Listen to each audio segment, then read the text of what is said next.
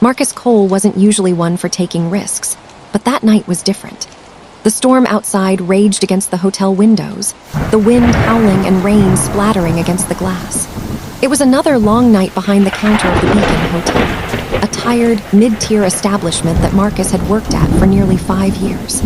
The familiar hum of the fluorescent lights buzzed above him as he tried to keep his eyes open, glancing over the late check-ins. Hello, family, and welcome to Fiction Stories TV. If you love deeply emotional stories about love, loss, and unexpected reunions, please subscribe to our channel, like this video, and share it with someone you care about.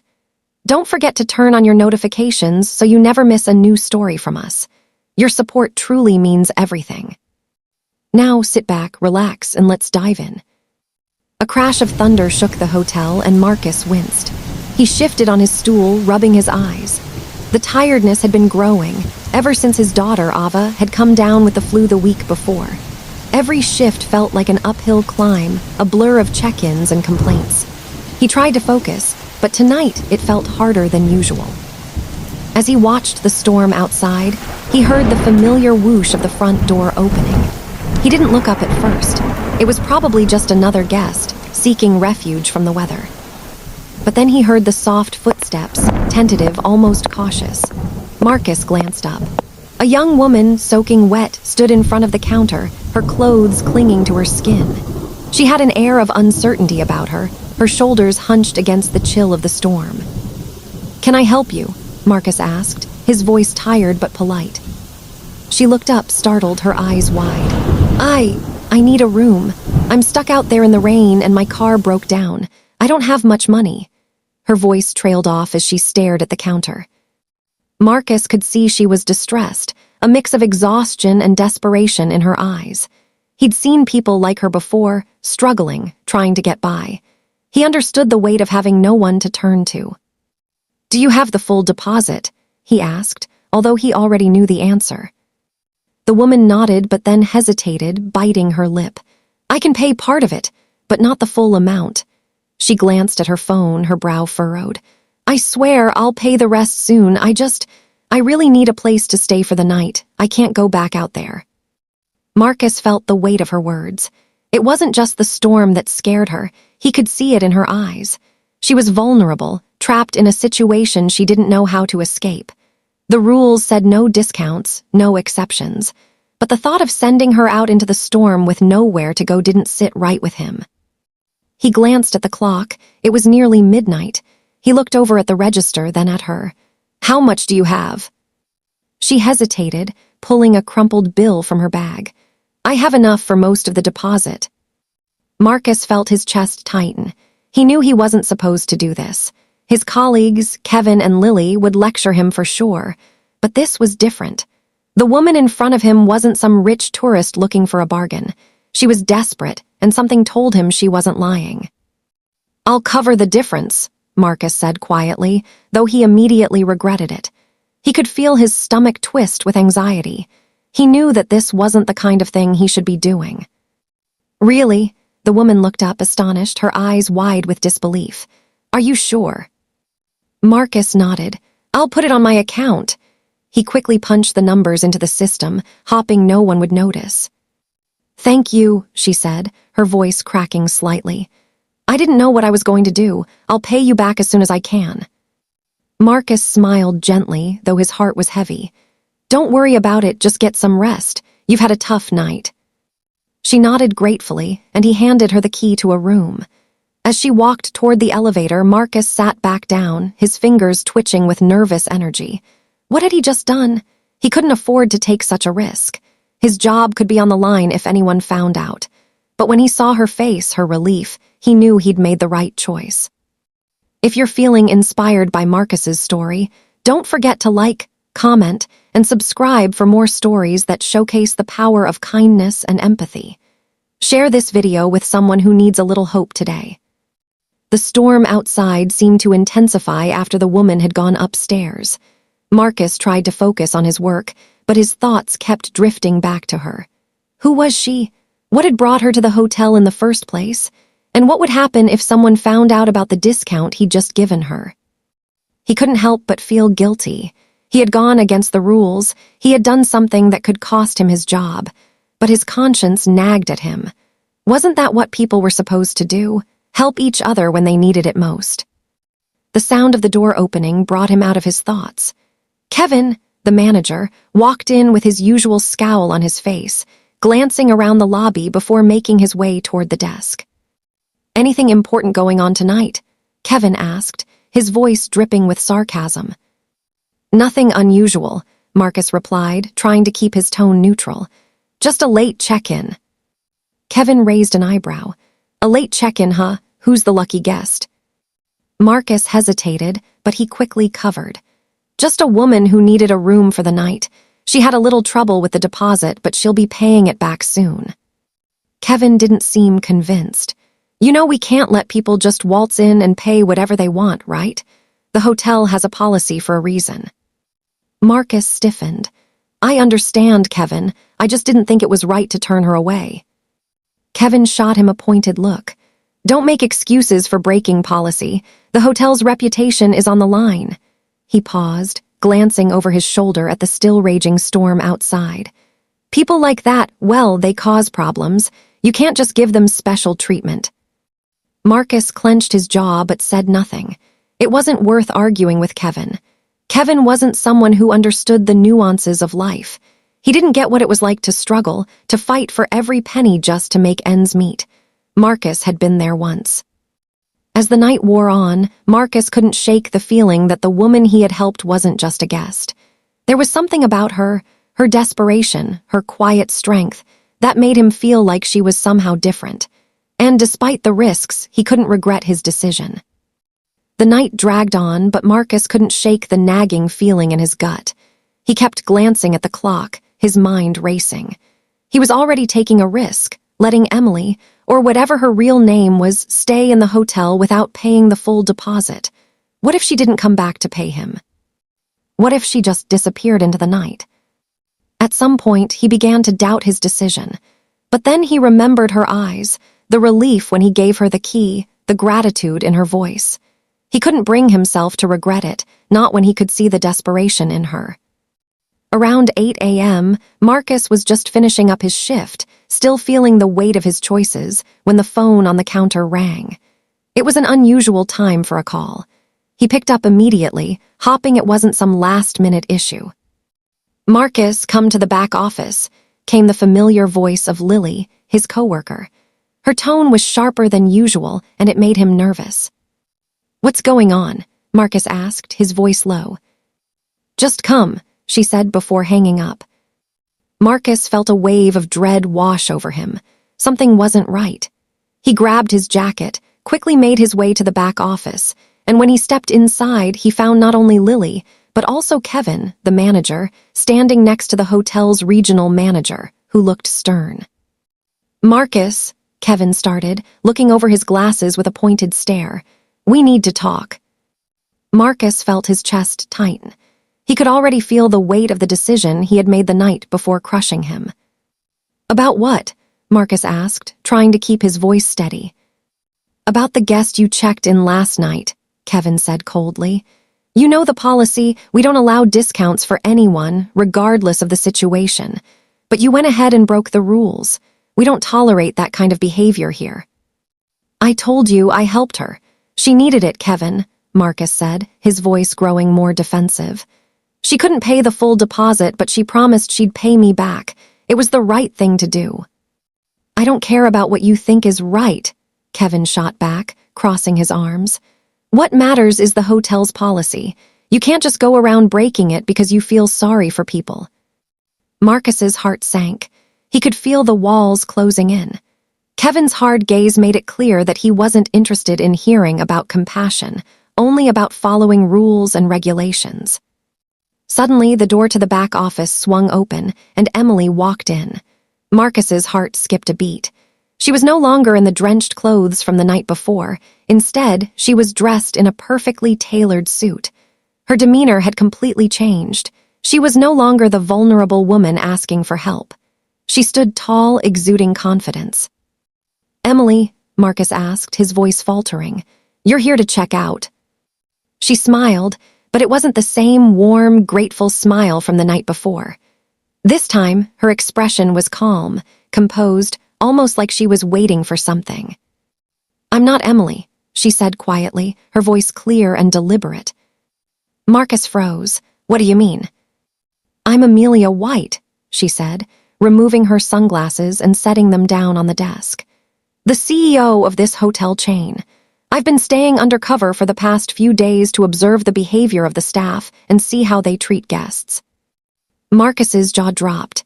His mind raced. Amelia White, the CEO? The woman he had helped, the one he'd trusted, was someone far more powerful than he could have ever imagined. Lily and Kevin exchanged shocked glances. "Wait, what?" Kevin stammered, completely caught off guard. Amelia ignored their confusion and turned her focus to Marcus. "You didn't know, of course. That was part of the test. I've seen the way the staff here treats guests, especially those who are struggling, and frankly, I'm appalled." Marcus's mind was still spinning. "So you were testing us? You were watching us the whole time?" Amelia nodded. "Yes, and I've seen enough to know that Kevin and Lily do not belong in positions of leadership here." She turned toward them, her voice sharp. "The comments I overheard last night about the guest with the broken car, about Marcus, were unprofessional and discriminatory. This hotel prides itself on good customer service, and I'm afraid your behavior is a poor reflection of our values." Kevin's face turned red, and Lily stood there speechless. They were both caught in their own biases, exposed. "Both of you are fired," Amelia said firmly. "Effective immediately." The tension in the room was thick as Kevin and Lily stood there, mouths agape, struggling to find words. Finally, Kevin spoke, his voice trembling with anger. "You can't do this. You're ruining our careers." "I'm doing exactly what needs to be done," Amelia replied coolly. "This kind of behavior will not be tolerated. If you want to work in this industry, you need to learn how to treat people with respect, regardless of their background or their financial situation." Turning back to Marcus, Amelia softened. "And as for you, Marcus..." Marcus felt a nervous lump in his throat. Was he about to be reprimanded for breaking the rules? Was this the end of his job? Amelia smiled, but it wasn't the same cold, detached smile she had shown Kevin and Lily. This one was different, warmer, more knowing. "Instead of punishing you for your actions, I'm promoting you. You showed empathy, leadership, and integrity in a way that few people do. I'd like to offer you the position of front desk supervisor." Marcus couldn't believe it. His eyes widened, his heart racing as the weight of her words hit him. This was the last thing he expected, the last thing he had ever dreamed of. "Are you serious?" Marcus asked, his voice shaky. "I'm very serious," Amelia replied. "You showed me that this hotel can do better, not by following policies to the letter, but by making decisions that align with human decency. You've earned this." Marcus felt a wave of relief wash over him. The weight of the guilt he'd been carrying all night, the fear of being fired for helping Emily, melted away. This wasn't just a victory for him, it was a victory for kindness, for standing up when it mattered most. If you believe in the power of kindness and second chances, don't forget to like, subscribe, and comment below. Have you ever faced a situation where your actions spoke louder than words? Share this video with someone who could use a little inspiration today. In the days that followed, the atmosphere at the Beacon Hotel shifted drastically. What had once been a tense, impersonal place now felt warmer, friendlier. Marcus took to his new role as front desk supervisor with a renewed sense of purpose. No longer just the guy behind the counter, he now had the power to shape the hotel's culture, to create an environment where empathy and kindness were as important as following procedures. Amelia's reforms were already in motion. She introduced training programs designed to teach the staff how to treat every guest with dignity, regardless of their background, appearance, or financial situation. The staff was required to undergo lessons on bias, discrimination, and the importance of empathy and hospitality. The changes weren't easy, many of the staff, including some of Marcus's old colleagues, struggled with the shift in mentality, but they were necessary. As the weeks passed, Marcus found himself growing more confident in his role. The hotel's guests began to notice the change. More than once, he overheard customers complimenting the staff for their warmth, something that had been lacking before. The old tension had dissipated, replaced by a feeling of genuine community. One afternoon, as Marcus was checking in a family of 4, his thoughts were interrupted by a soft tap on his shoulder. He turned to find Ava, his daughter, standing behind him, smiling brightly. She had come to visit after school, her backpack slung over one shoulder. "Hey, Dad," she said cheerfully. "Guess what I did today?" Marcus grinned. "What's that, kiddo?" "I drew a picture of the hotel," Ava said excitedly. She pulled out a folded piece of paper from her bag and handed it to him. Marcus took the picture and unfolded it. It was a drawing of the hotel, but there was something special about it. In the corner of the picture, Amelia White was standing with a smile, her arms outstretched as though welcoming everyone inside. "This is you, and this is Miss Amelia," Ava said, pointing to the drawing. "You're doing great, Dad. Everyone loves the hotel now." Marcus felt his chest tighten with emotion as he looked at the drawing. Ava's innocence and optimism were like a beacon of light, reminding him of everything he had worked for. He'd spent so many years just trying to get by, to make ends meet, but now, thanks to his compassion, he had the opportunity to build something bigger. He wasn't just making a living anymore, he was making a difference. "I'm proud of you, Dad," Ava said softly, her eyes sparkling. "You're changing things for the better." Marcus smiled, his heart swelling with pride.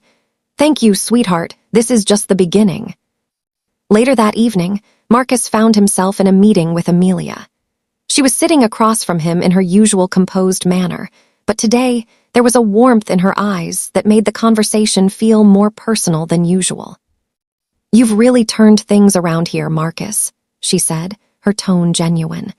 "The changes in the hotel are a reflection of your leadership, and I want to thank you for everything you've done. I knew from the moment I saw you that you were different from the others." Marcus shifted uncomfortably, unsure of what to say. "I didn't do it alone. You gave me the chance to prove myself, and the staff, they're all doing their best now." Amelia smiled. "That's exactly why I wanted to make you front desk supervisor. You've shown me that true leadership is about more than just making decisions. It's about caring for the people around you. You've earned their respect, Marcus, and they've earned yours." Marcus nodded, his thoughts drifting back to the day he first helped Emily. What had seemed like a small, insignificant act had snowballed into something much bigger, something that would change not only his life, but the lives of the people around him. "I just wanted to make things better for people," he said quietly. "I wanted to make this a place where people felt welcomed, where they felt like they mattered." "And you've done that," Amelia said, her voice warm. "You've made this hotel a place where people feel like they belong. You've earned everything you've been given." For a moment, there was silence between them.